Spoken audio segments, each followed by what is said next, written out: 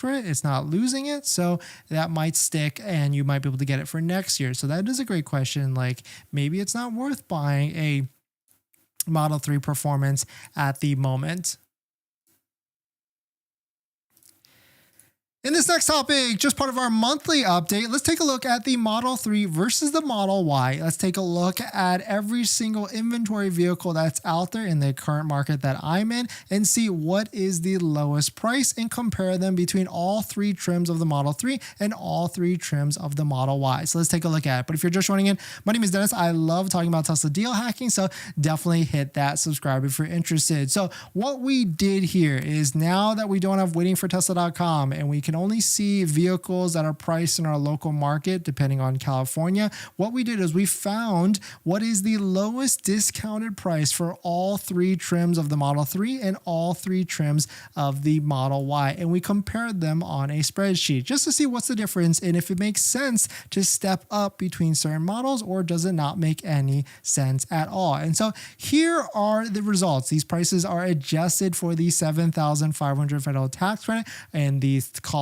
right here, D and I, but the first column shows the inventory price that is shown out there. So you can see Model 3 standard range rear-wheel drive, $37,190, adjusted for $29,690. Comparing against the Model Y standard range rear-wheel drive, $40,990, adjusted $33,490. So the difference jumping between a Model 3 rear-wheel drive standard range and a Model Y standard range rear-wheel drive is almost $4,000. So not really sure if that makes a lot of sense there. If I would do that, it's a little bit of a jump. I would probably say the Model 3 rear-wheel drive is the better deal when compared to that one. Taking a look at the Model 3 long range versus the Model Y long range, we've got a $3,270 discount. So if you're getting a little bit closer now, and that's probably what, like an 8%, 9% difference between the two, but still it's a little bit there. Like, are you going to be able to justify 8 to 10%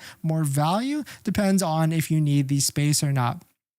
And taking a look at the performance variants, you can see that Model 3 Performance at $45,890 versus Model Y Performance at $48,820. There is under a $3,000 discount or $3,000 difference between the two. So it's getting closer and closer. But what's interesting here is if we go from the prices going from standard range to long range to performance, you can see the gap gets definitely closer from a long range to the performance side on both of the different sides. So really my thoughts on that is if you find a long range or if you find a performance variant that is $2,000 to $3,000 higher or just $2,000 to $3,000 more than the long range variant, then I would say it's definitely worth it to try and step up. And of course, if it's like closer to $2,000, then yes, you're probably going to get as much, or you're probably going to get the value of $2,000 by stepping up to performance, especially because you could probably sell the performance rims and or even trade them for the induction rims or the Gemini